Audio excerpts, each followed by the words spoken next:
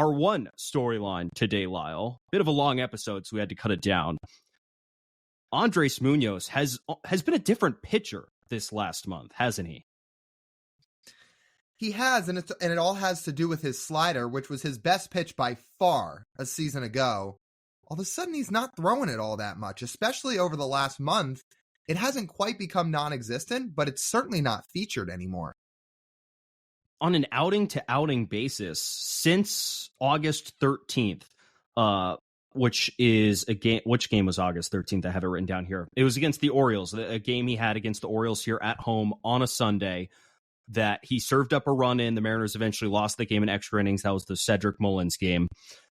So that was the last outing. His slider was thrown a majority of the time. Since that point, over essentially the last month of time, the slider has dipped under 30% usage. And in that place, depending on the outing, it's either been the fastball or the sinker, both pitches he throws extremely hard, around 98, 99, 100 miles an hour, that have replaced it in that sense.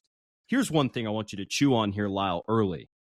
That against right-handers, which you would think a slider is the perfect out pitch against a right-hander, he's essentially not, he's not using his slider as much against right-handers. It's primarily sinkers. It's like 60% sinkers against right-handers, which is a pitch that breaks in on the hands of righties and goes down.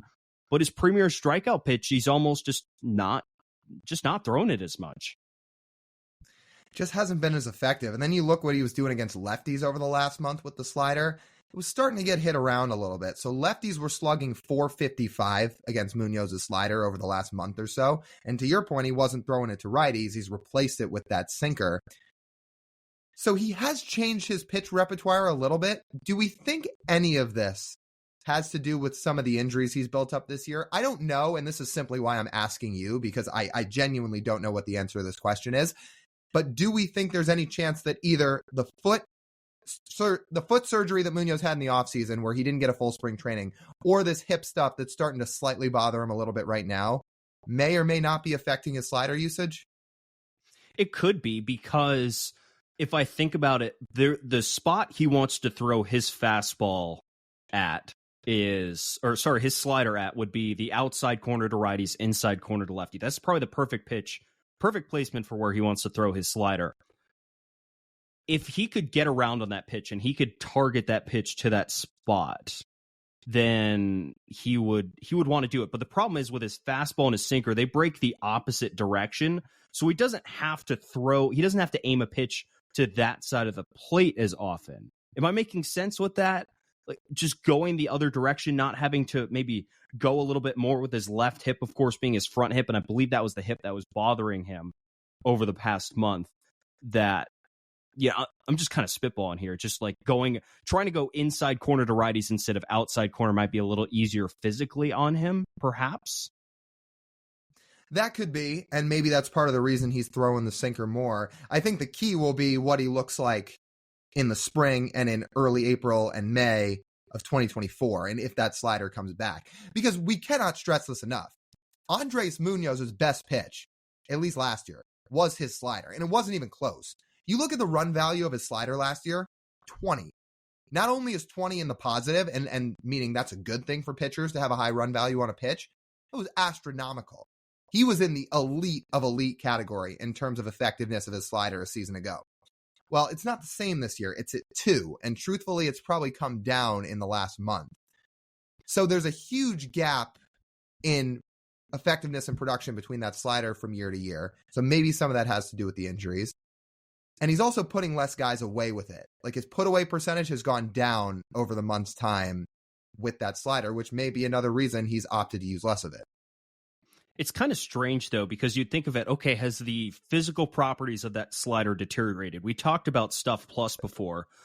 The Stuff Plus on that slider last year was 141. Again, the pure stuff, like the break and the velocity, not counting location coming out of his hand of that slider. 141 last year, 135 this year. That's 41% better than the league average slider stuff-wise last year, 35% better than the league average this season. There's a difference, but it's elite versus elite on that pitch. You kind of shrug your shoulders. I'm like, okay, what about location? Now they have a location plus stat as well, which location plus is a count and pitch type adjusted judge of a pitcher's ability to put pitches in the right place. If that's not enough of a mouthful for you to digest, that's from Fangraphs.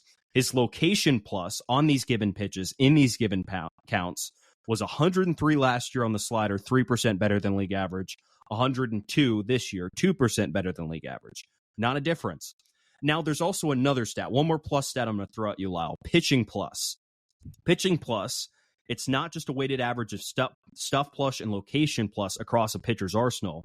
Rather, it's a third model that uses the physical characteristics, location, and count of each pitch to try and judge the overall quality of a pitcher's process. Digest that.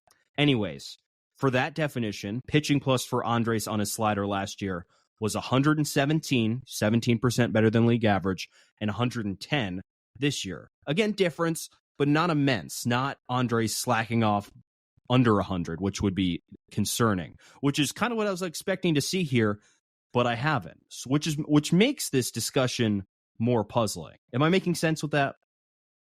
It all makes sense. It all makes sense. Now, the old heads that listen to this podcast may be listening to this segment thinking, man, I just walked into math class.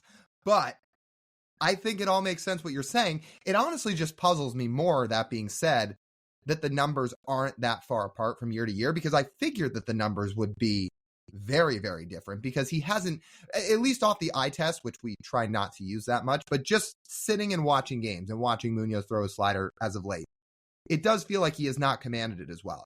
But all those numbers say it's not that drastic. It's not. But I'm glad that he's been able to adapt on the fly and throw his sinker much more. And it's been an effective pitch. I was very pleased yesterday on Wednesday of his outing. Not only was he throwing the hardest he's thrown essentially all season, he was sitting over 101 miles an hour on his fastball. His sinker was sitting 99. He was just nasty. He only threw one slider in that outing. For, I think, 2023 Andres Munoz, that might be the best version of him we've seen so far this season. Nobody hits his sinker. And on top of that, nobody hits it hard. I think it's almost physically impossible to hit that pitch hard when it's going at 100, 101 miles an hour and it's running in on you and it's low in the zone and it's at your hands. Look at what hitters have done against it. I mean, his sinker usage is way up as a result of needing that second effective pitch. And opponents, expected batting average against that sinker this year, it's 175, and their expected slug is 197. So let me say it again. Nobody's hitting that pitch. The thing is, which is why I'm so glad he's brought the sinker along, is I feel like he'd be a little screwed right now if he didn't have that pitch and wasn't throwing it, and he was still trying to force his fastball and slider in there. I'm curious how effective he would be, because it's been, again, even more clear over the last month that he just hasn't had his slider. And that's his primary pitch. And if you don't have your primary pitch as a reliever, that makes you significantly less effective. And that really hampers the Mariners and Scott Service's ability to manage a game at the end of a ball game. But with the sinker coming along, I think it's very effective. He's yet to give up a barrel on that pitch this year. That sinker has a lower quality of contact than his slider this year in a good sense. I'm using xWOBA. Lower xWOBA means worse contact on the pitch. It has the same hard hit rate, barrel, and a lower barrel rate as well, which is all important things when coming to, a pitch that essentially takes the ability for a player to do damage off the table. That's what it does.